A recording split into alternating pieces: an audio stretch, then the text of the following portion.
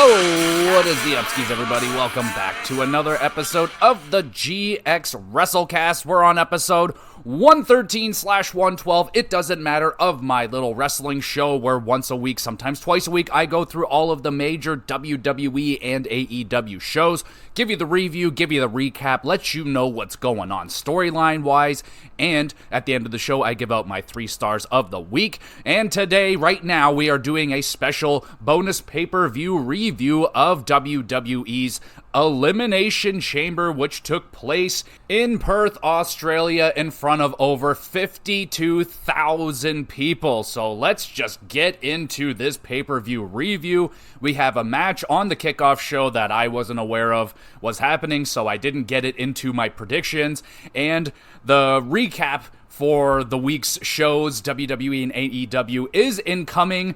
Sadly, I thought they said there wasn't going to be a collision for 2 weeks, and then all of a sudden there was a collision the other night, so I need to watch that, but I did get the Elimination Chamber watch, so I figured why not throw out the review right now. So we got a kickoff match. It's the Women's Tag Team Championships on the line. It's Indi Hartwell and Candice LeRae going up against the champions Kabuki Warriors, Asuka and Kairi Sane.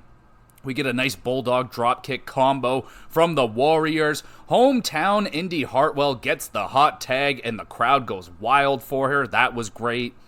Kairi knocks Candice off of the top rope. We get the insane elbow DDT combo, and the Kabuki Warriors retain the tag team titles. Solid effort from Indi and Candice. Crowd was great cheering for Indi. The build to her hot tag was really well done, just making us wait and wait and wait, and then we finally get it. The crowd explodes, but overall it was just a standard tag team match. Nothing really crazy about it, but I was really happy to see that they got Indi Hartwell out there in front of her home crowd. Who knows how long it's going to be until they come back to Australia. Hopefully not that long. I'll give it a 5.5 out of 10 for that match right there. And now we get to the main show, kicking it off with the Women's Elimination Chamber match. It's Bianca Belair versus Naomi versus Tiffany Stratton, Raquel Rodriguez, Liv Morgan, and Becky Lynch. Naomi and Becky Lynch are starting the match with some pretty solid chain wrestling. Not the cleanest, but it was pretty good. Naomi climbs up the cage and does like a split leg drop off of it. That was pretty dope. Tiffany Stratton enters next, and she gets a nice pop from the crowd. This is awesome. We got Liv Morgan. She comes in fourth and goes right after Stratton, throwing her into the pods.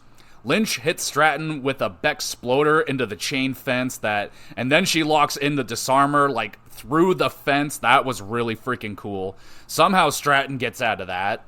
Naomi out of nowhere hits a sunset flip powerbomb off of the pod. Doesn't hit it all the way clean, but still friggin' awesome. Naomi is pinned by Stratton, and she is eliminated. Here comes Raquel. She enters fifth, slams Stratton and Becky into the cage, and then everybody gangs up on Rodriguez, hitting a double DDT on her, but Raquel is able to kick out of that. Last to enter is Bianca Belair. Hits a nice counter DDT. Rodriguez is placed onto the ropes, and here comes Liv Morgan. Hits a senton off of the pod, just nails Rodriguez perfectly. That was dope. Thumbs up for that. Tiffany shoves Becky off of the pod and then nails a swanton dive off the pod, wiping out everybody. That's my girl Tiffy. Thumbs up. Morgan top rope oblivion sadly eliminates Tiffany Stratton. I am sad. We get a mean powerbomb bump for Bianca, just ouch. Raquel double powerbomb on Lynch and Liv. Bianca then nails Raquel with a KOD. Raquel Rodriguez is eliminated. Bianca takes another nasty powerbomb, this time from Liv Morgan. And then Morgan counters a KOD into a jawbreaker. Looks a little bit but still pretty cool. And then counters a manhandle slam. Becky counters a KOD. Liv rolls up Bianca, eliminating her shockingly. Belair is just beside herself. And then right after that, Liv immediately gets nailed with a manhandle slam. Becky Lynch pins and wins the Elimination Chamber match, and Becky Lynch gets a shot at the Women's World Heavyweight Championship at WrestleMania. Oh, baby. Awesome way to kick off the show. Definitely going to be hard to top that match right there. My girl, Tiffany Stratton, my MVP, a spectacular performance out of her, taking lots of bumps. She nailed all her spots, and she was getting love from the crowd. That was freaking awesome. She might have been the most popular woman in that match from the crowd's judgment anyway. Thumbs up for that.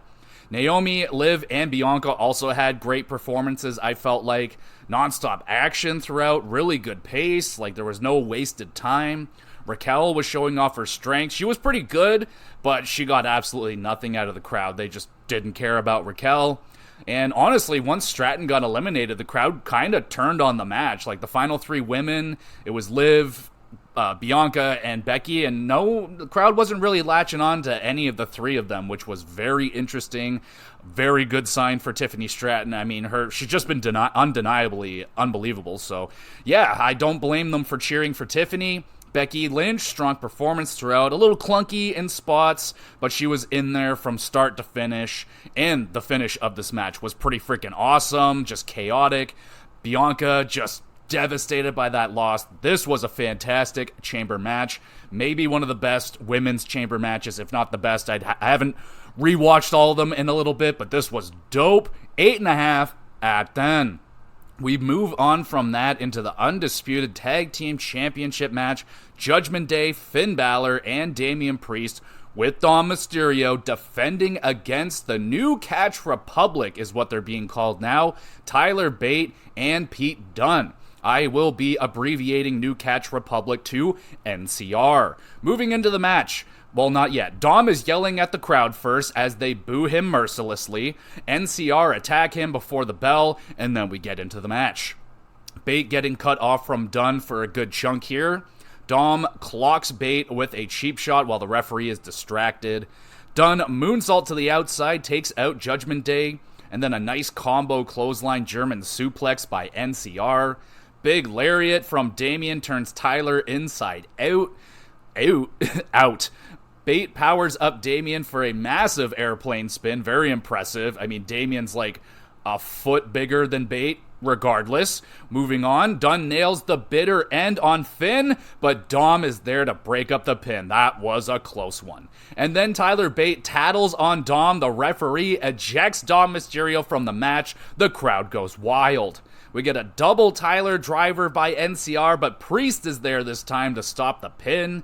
We get a burning hammer from NCR, which is basically a dual TKO. Damian kicks out of that. Holy crap.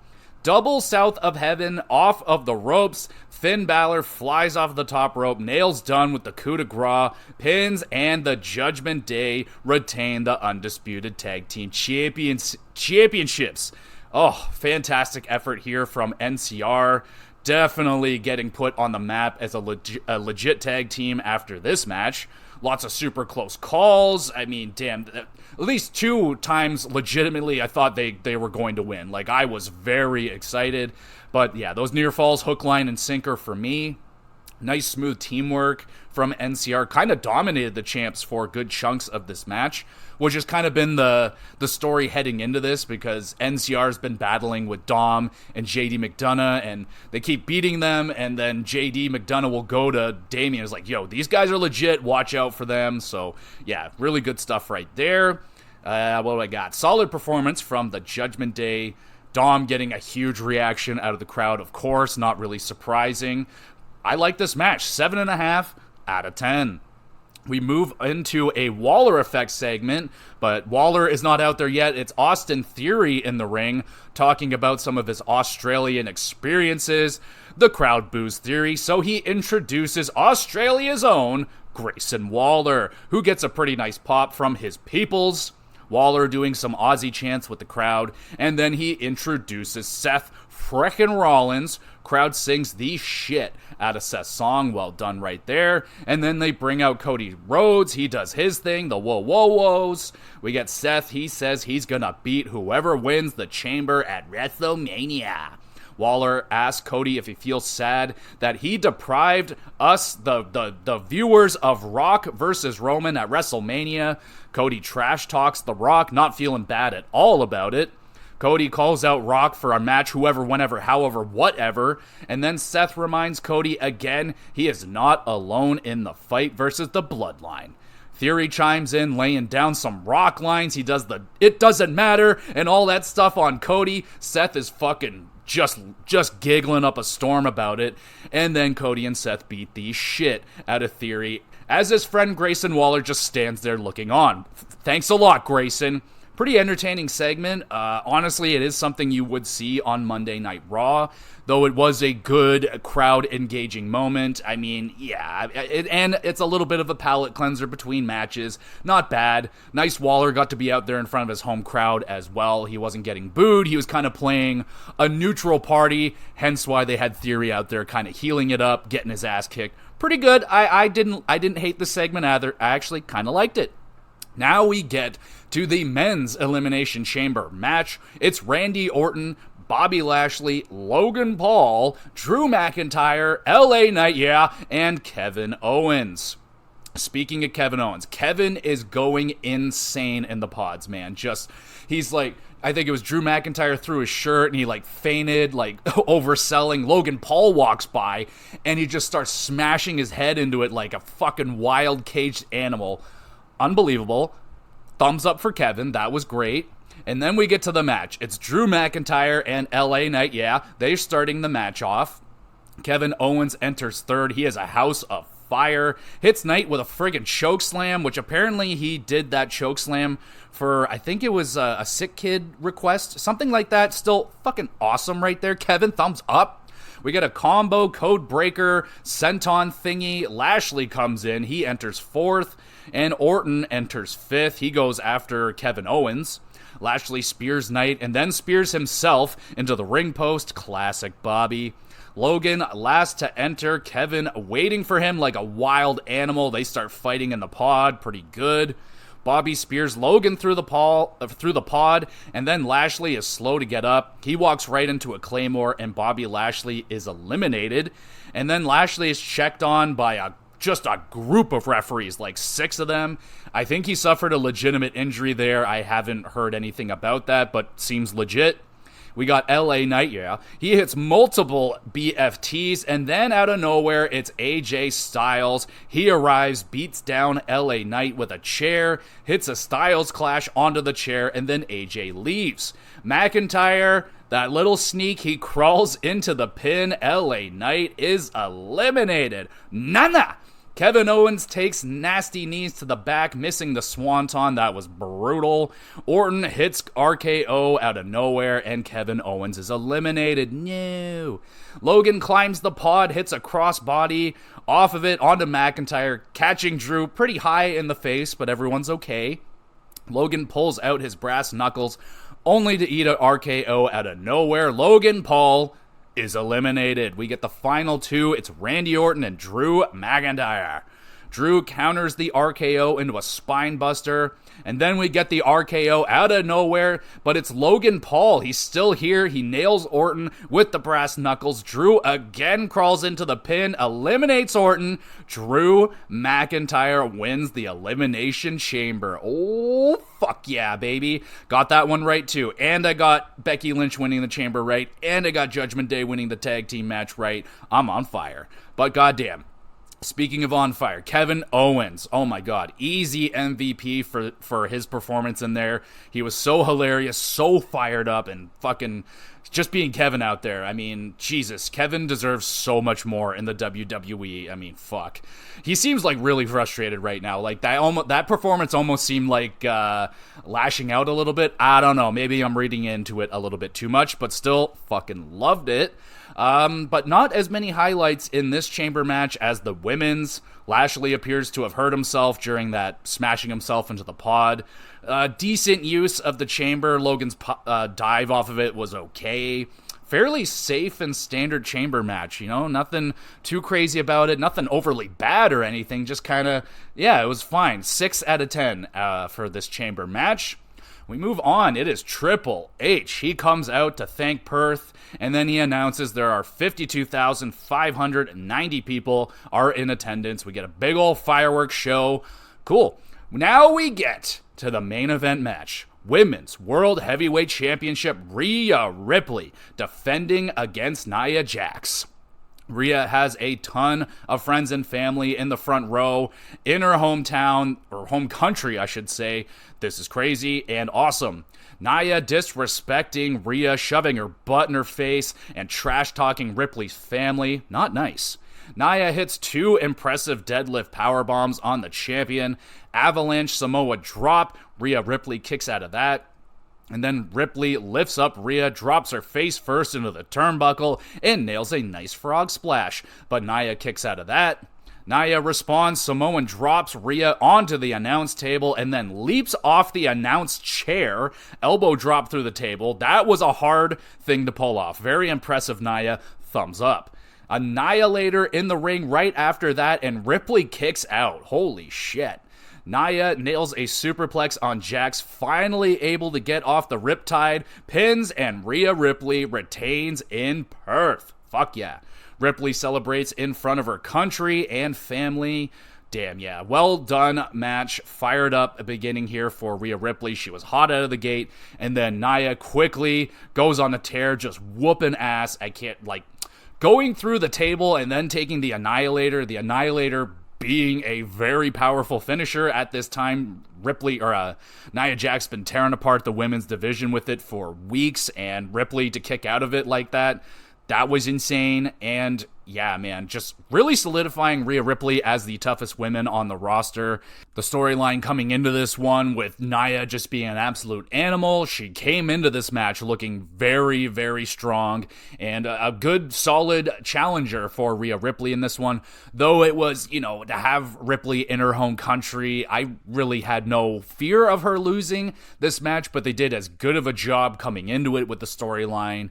And I really like the chemistry in the ring between Nia and Jax, especially their chemistry outside of the ring. I think their promos between each other, their trash talking has been fantastic. Their brawls have been really good.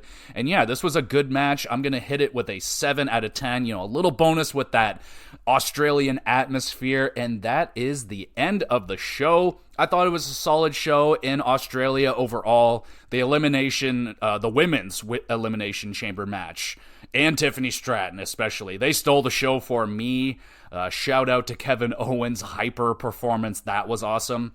But after that Elimination Chamber match, I felt like the rest of the show kind of lost steam as it went on, but not too much. It didn't lose all of its steam. It's just, no one was topping that women's Elimination Chamber match. The men's chamber felt very standard, a little bit disappointing, honestly.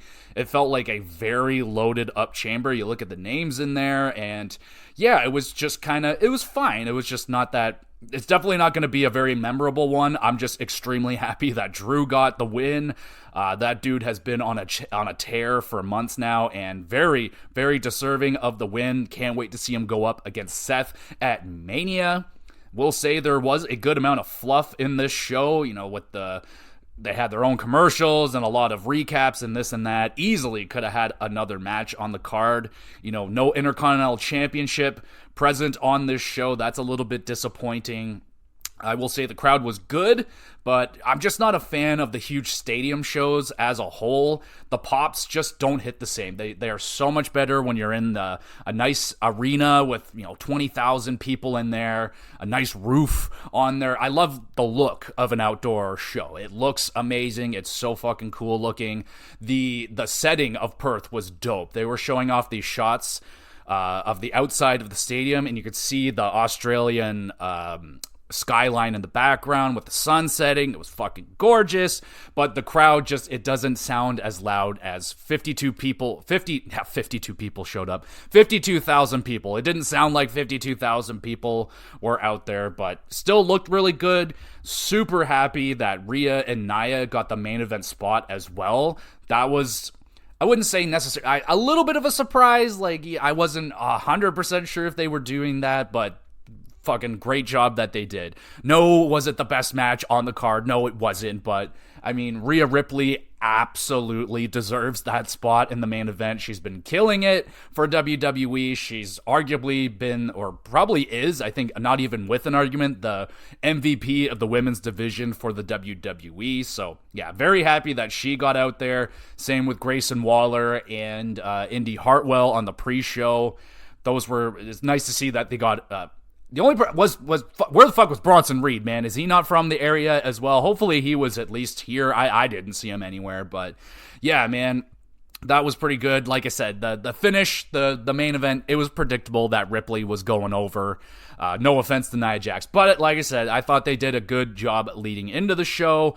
I'm gonna give this show a 6.5 out of 10. If you can't watch the whole thing, check out the women's Elimination Chamber match at least. That was spectacular, by far the best thing on the show.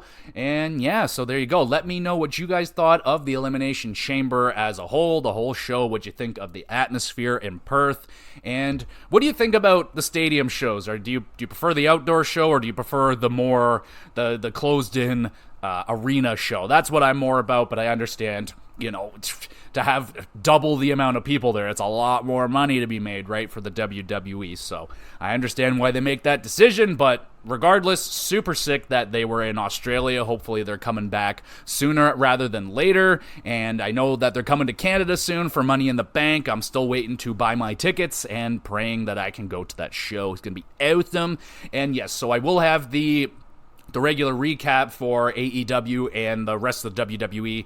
Get that out tomorrow. I still got to watch Collision because that's just how that goes. Didn't know that was a thing. So there we go. I will have that out as soon as I can watch all the wrestling. Big wrestling week this week, so lots to watch. There's even TNA fucking pay-per-view as well that I'm going to have to check out as well. So there you go, everybody. Thank you so much for listening. You guys are awesome. Let me know what you thought of the Elimination Chamber show. What was your favorite match? What was your least favorite match? And how excited are you getting for WrestleMania, baby? We're getting close. We're getting real close. So thank you, everybody, again for listening. Follow along on Twitter. I upload all of these episodes to the YouTube channel Gamer GX Videos. Drop comments over there, questions, concerns, any of that stuff. Love to answer your questions on the podcast related to video games, wrestling, hockey, any of that stuff. Send in a question. I'll answer it live on the podcast or just have a nice conversation with you on the private side. All good right there. And yes, there we go. Some further announcements for the rest of the GX Plus cast, what is going on for the next week or so. Regularly scheduled hockey cast and regularly scheduled wrestling recap I should be doing for the GamerCast this upcoming week. We just did the review for Super Mario Sunshine's a retro backlog episode. That was a lot of fun for at least recording that episode, not so much playing Mario Sunshine, but next week should be having the Persona 3 Reload review out for next week. So that is what is going to be incoming for the GX Plus cast. Again, I will thank you for listening / watching, and we will be back again with some more GX Plus cast.